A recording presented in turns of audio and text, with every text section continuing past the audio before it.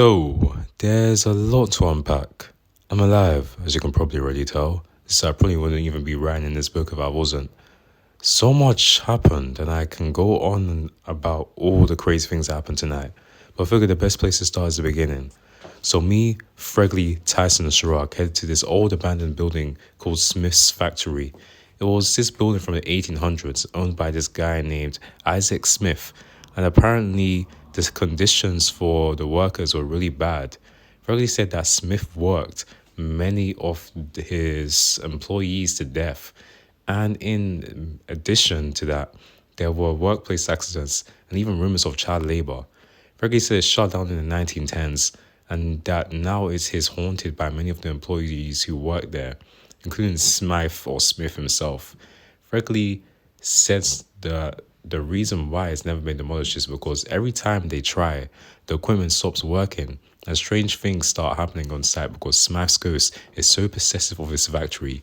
He said that this was the perfect place to do our ritual, though, and that Smythe's possessive ghost might actually work in our favor when it comes to fighting against the Tulpas. Fregley got a chair and drew a circle on the ceiling, saying that Manny's imaginary friends are possibly smart enough to know what a Tulpa circle is, so he's drawing the circle on the ceiling to make sure that the trap works. Now, I wasn't exactly sure how I felt about hiding out in a building that was haunted by some insane, possessive ghosts, but I could certainly take that over Manny or any of his imaginary friends. Fregley said Chirac and Tyson would set up a trail of fake audio devices leading to the factory, and that I would be the scout looking out for Manny's imaginary friends, since I knew them better than anyone here.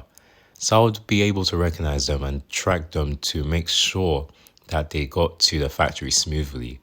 Then, Fregley took out a huge bag and unzipped it, and inside the bag were a bunch of audio devices. He told Tyson and Chirac that they would use the bag to carry the audio devices, and that once they got to a good place to put them, they would unzip the bag and set up the device. Then, Fregley handed us each walkie-talkies and told us that we would use them to communicate with him and Albert.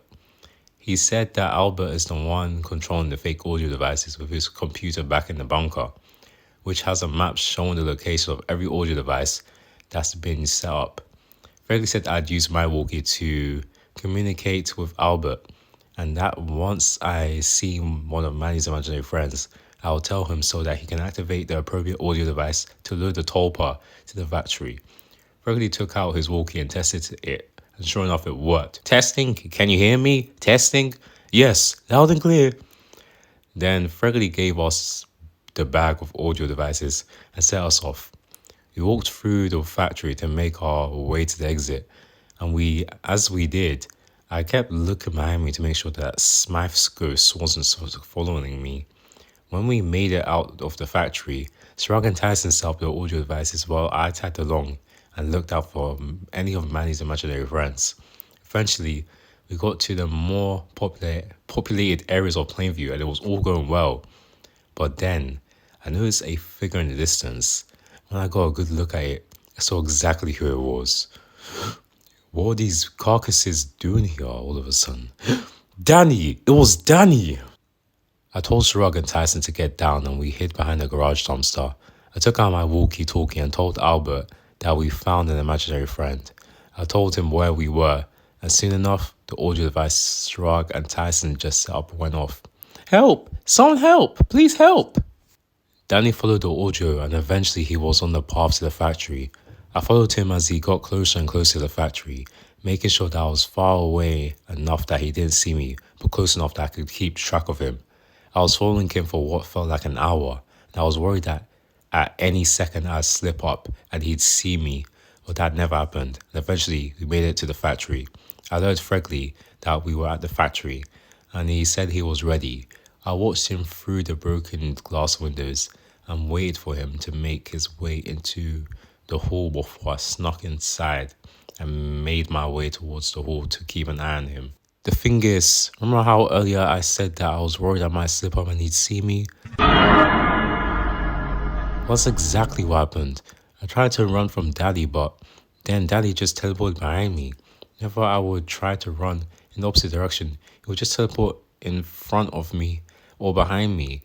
I took out my walkie-talkie and informed Freddie that I was in trouble, so he helped me out and activated some of the audio devices he set up around the factory. It distracted him for a little while, long enough for me to sprint down the hallway into Smith's old office, where the circle was. As soon as I got in, Danny appeared in front of me.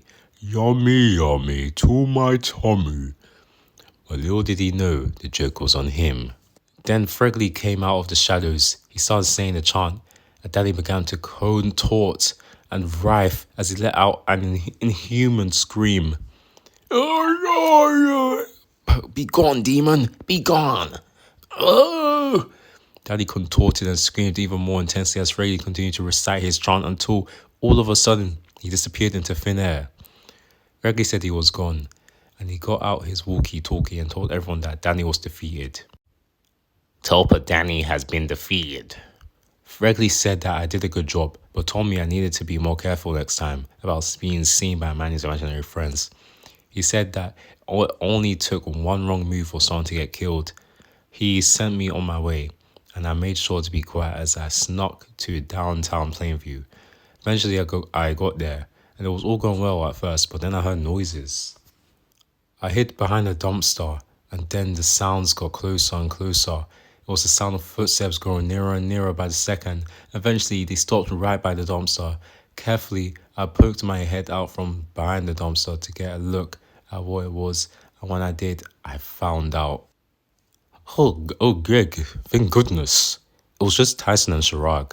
Chirag and Tyson set up an audio device where they were, and it all seemed to be going well. But pretty soon, I saw someone else in the distance. Joey walked closer and closer to Chirag and Tyson, and neither of them seemed to notice him. I wanted to tell them, but I didn't want Joey to see me. I watched as Joey inched closer to Chirag and Tyson. By the second, and pretty soon, Joey was standing right behind him. And no matter what happens, we are not running away like a bunch of cowards. Right on, brother. Then Chirag turned around and saw Joey. Chirag's expression quickly changed to one of horror, and he told Tyson to look behind him. Tyson did, and when he did, his face turned white. Uh-oh, he's right behind me, isn't he? I got out my walkie-talkie and quiet as possible. I told Albert about what was happening. Albert set off an audio device nearby, but didn't do anything. Help! Someone help! Then Joey opened his mouth to reveal multiple rows of sharp, pointy teeth. Hey, Chirag, I think now would be a good time to run away like a bunch of cowards. Joey lunged at them, and they started running and climbed over the fence. Joey chased after them, and he climbed up the fence before he continued pursuing his prey. Pretty soon, they were gone, and I just sat there for a while looking out for anything.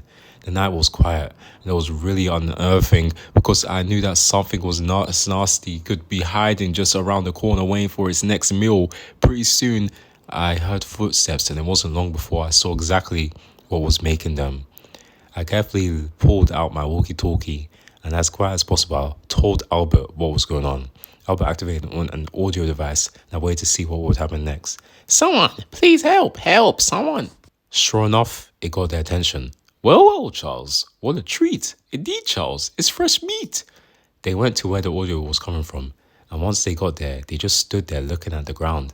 Then they looked up at each other, and all of a sudden, they disappeared into thin air. I got out my walkie-talkie and told Albert about what happened, but just then, I could hear a voice coming from the other end of the walkie-talkie, and it wasn't Albert. Being on the computer all day can't be good for you. It was them. Say, Charles, how about we help our friend get in shape? They laughed a demonic, horrifying laugh, and it all came to a haunting conclusion.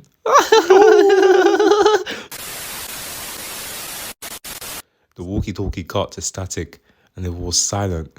I didn't know what to do. Since without Albert, there was nobody to man the audio devices. I was sitting there, and then I heard noises. I dreaded to see what it was, but I figured I'd best know what I was dealing with. At first, I didn't see anything, but then I noticed fluid gushing out of a corpse. A gnarled hand burst from the corpse, and the bug creature from before, who I assumed was Tiny Jim, clawed his way out of the corpse.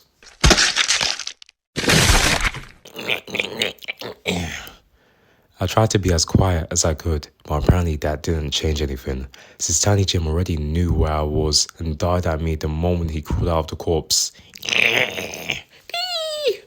I knew how to get out of there, so as quickly as I could, I climbed over the fence and took off. I ran as fast as I could, and I could hear Tiny Jim chasing after me.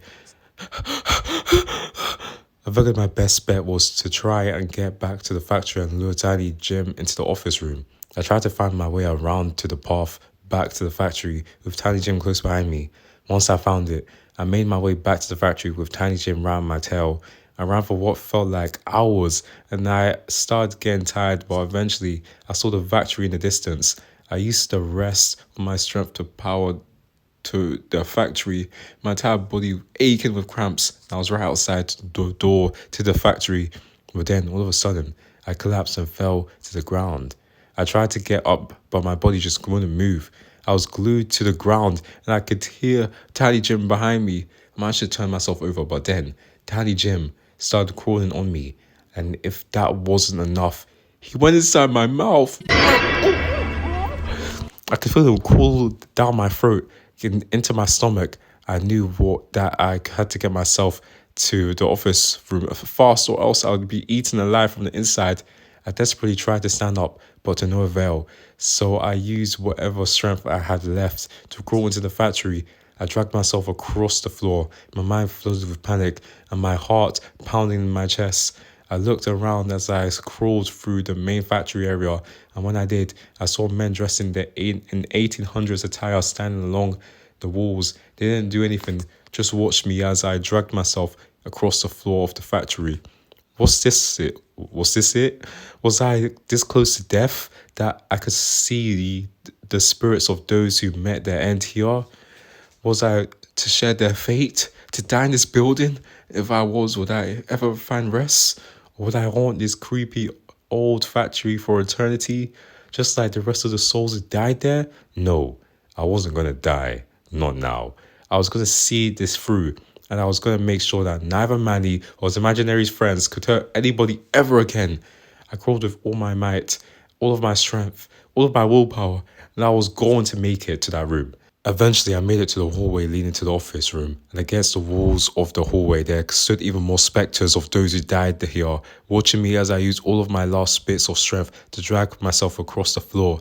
I wasn't going to join them, and even when I began to see worse stuff, like these horrifying children lurking in the shadows, I didn't stop.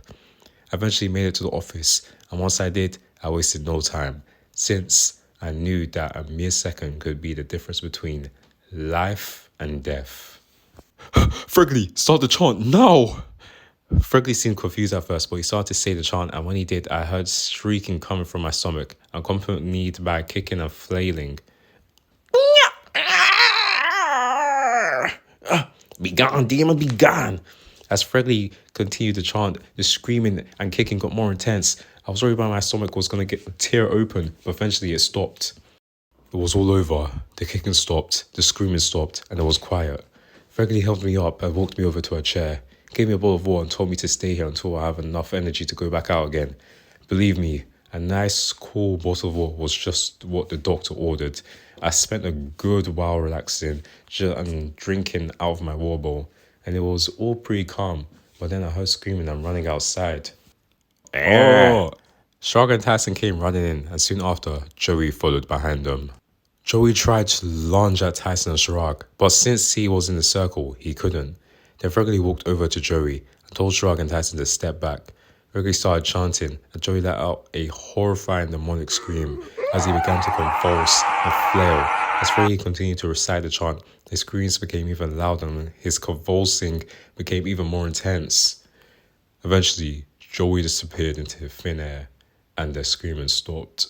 Oh! Fregley asked Shrug and Tyson if they would like a bowl of water. They said yes, so Fregley got them water bowls, and after that, they sat down. The next 10 minutes were spent chilling and getting our energy back. Nothing really happened at first, but then Albert spoke from the other end of the walkie-talkies.